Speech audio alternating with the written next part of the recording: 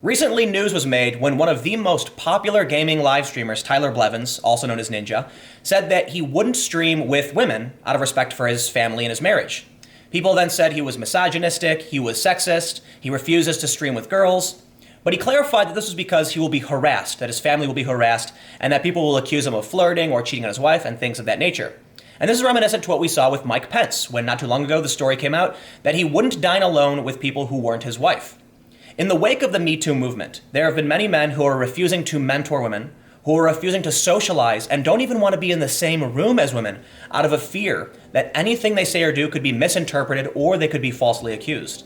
So today, I want to ask the question, why is it that there are so many men who are concerned about being alone with women? Why is it that men are now unlikely to mentor women? But before we get started, let me give a quick shout out to today's sponsor, News Voice. The app gives you a personalized news feed by aggregating major news sites, as well as international and independent media.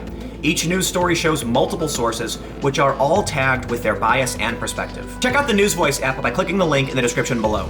It's available on Google Play and iTunes, and it's totally free. There's a famous quote, "Be the change you want to see in the world." And this is an app that allows the community to weigh in and have their voice heard. So if you want to see the change, it's time to step up and be the change. First, we'll start with the most recent news from Variety. Ninja doesn't stream with women to avoid rumors and marriage issues. The Twitch star who streams Fortnite Battle Royale currently has over 10 million followers on his channel. If I have one conversation with one female streamer where we're playing with one another, and even if there's a hint of flirting, that is going to be taken and going to be put on every single video and be clickbait forever, Blevins said. Blevins, who is married, says he also wanted to make 100% sure that he was not connected to other women in the online world. He said that this decision was his and not a decision made by his wife, Jessica Blevins, who is also a streamer on Twitch. That was not even her, Blevins said. She had nothing to do with it. That was me being, I love our relationship, and no, I'm not even going to put you through that. Despite his personal reasons, the general consensus in the gaming community was surprised at Ninja saying he will only stream with male gamers.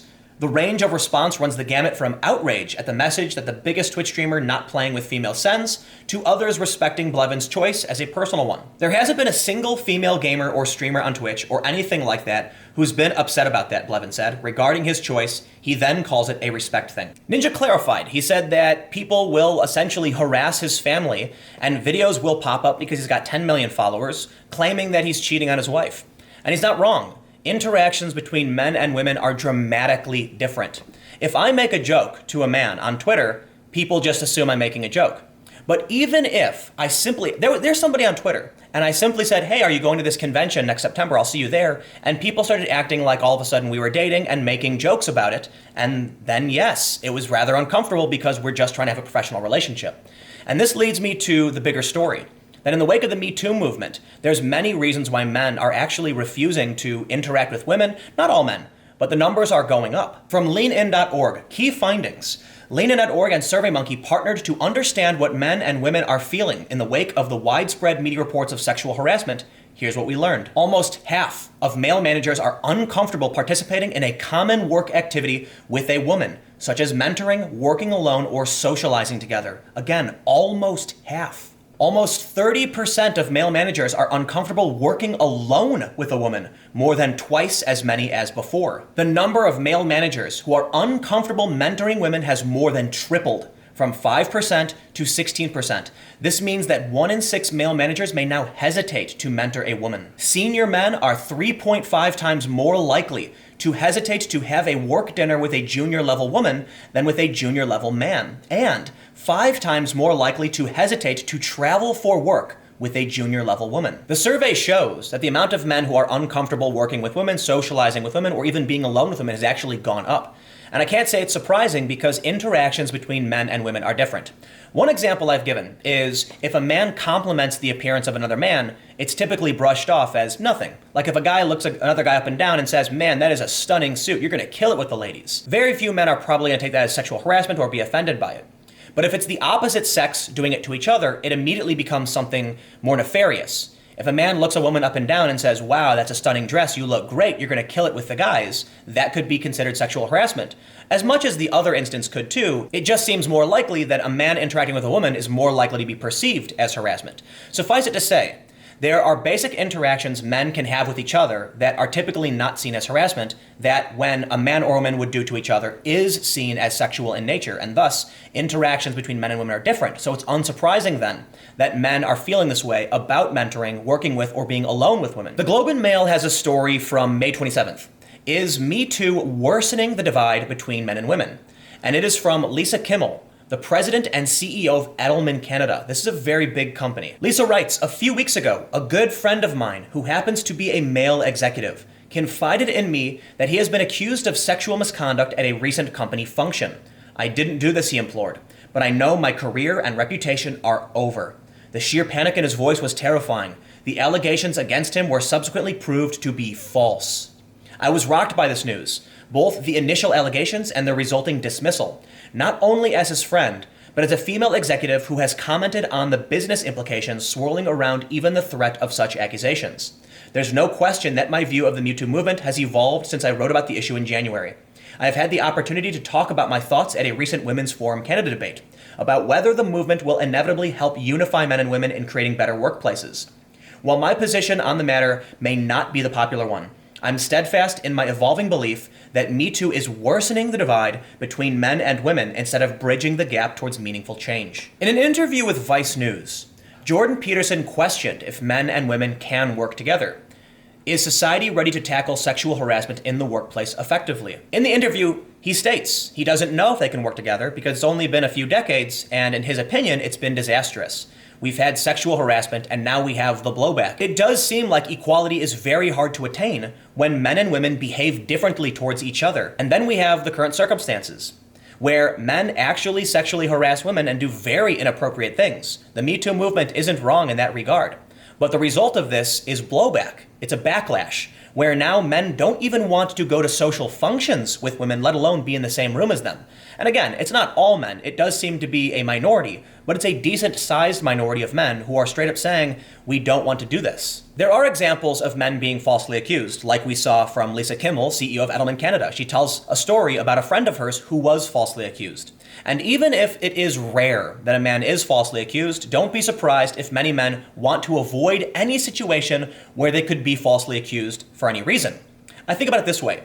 If you have a 1 in 1,000 chance, a 1 in 10,000 chance of being falsely accused of inappropriate behavior, is that a lottery ticket you really want to buy? It's probably better just to avoid the situation outright and not risk your career and possibly offending someone.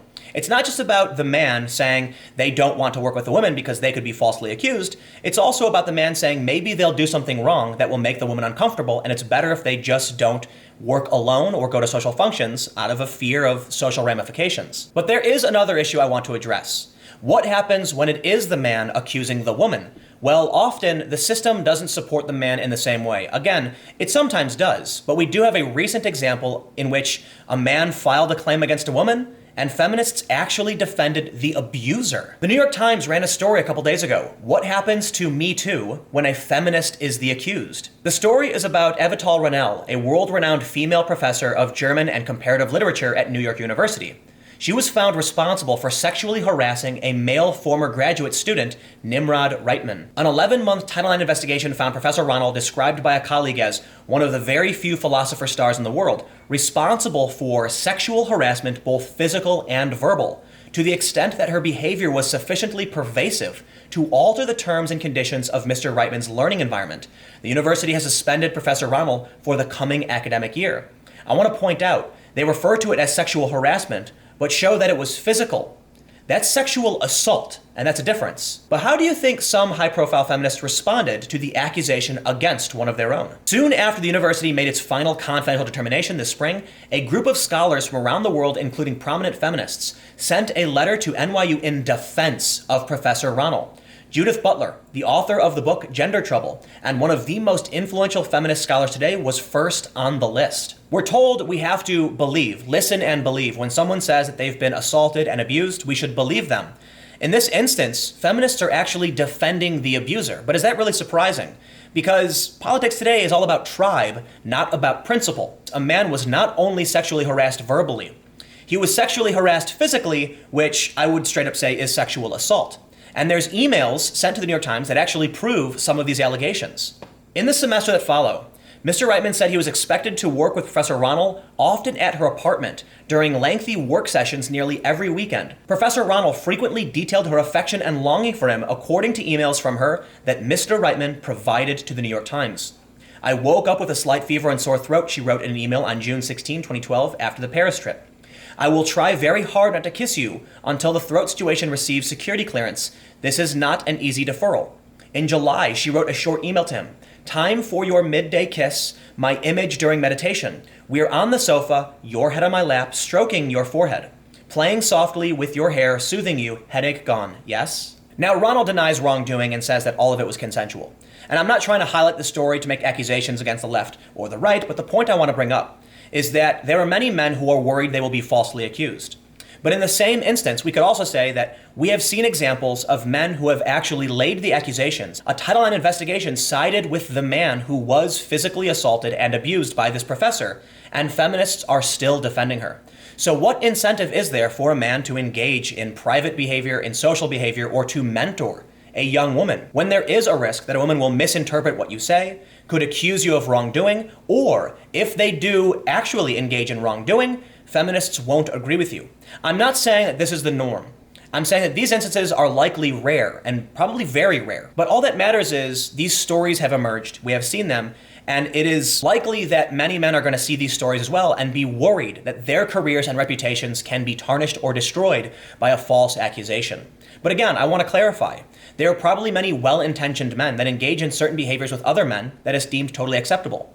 But that behavior towards a woman would be totally unacceptable. And it's likely that many men don't really know how to navigate that, so they err on the side of not engaging with women. And it's really unfortunate that's the case. I hope that we can find a future where men and women can work together peacefully, amicably, without harassment, that women can be free from sexual harassment, men can be free from sexual harassment, and nobody falsely accuse anyone. But the truth is, these things happen. They will likely happen. But I want to end with this. It's not just about inappropriate behavior. It's not just about being falsely accused or someone misunderstanding your intentions. We can go back to the main point about Ninja. It's also the fact that if a man does mentor a woman, many people may accuse them of having an affair and be very disrespectful. The Muse has a story, why men don't mentor younger women and how we can change that. It says, a 2010 study from the Center for Talent Innovation, formerly the Center for Work-Life Policy, found that nearly 2/3 of men in senior positions pulled back from one-on-one contact with junior female employees because of a fear of being suspected of having an affair. Meanwhile, half of junior women reported being nervous about one-on-one contact with senior men for the same reason. And this is probably, in my opinion, a bigger reason as to why men don't want to work with women. Because if a man and a woman leave to go to lunch together, you know that people are going to start gossiping about how they're going on a date and things like that. I don't know if Jordan Peterson is right to question whether or not men and women can work together, because I believe that they can for the most part. But I think he is right to point out that it has been, at least to a relative degree, a disaster. In that with men and women working together, there are accusations of harassment, false accusations, and general uncomfortability, and it's created a big social hubbub, I suppose. Women absolutely deserve the right to work alongside men or whoever they want without being harassed.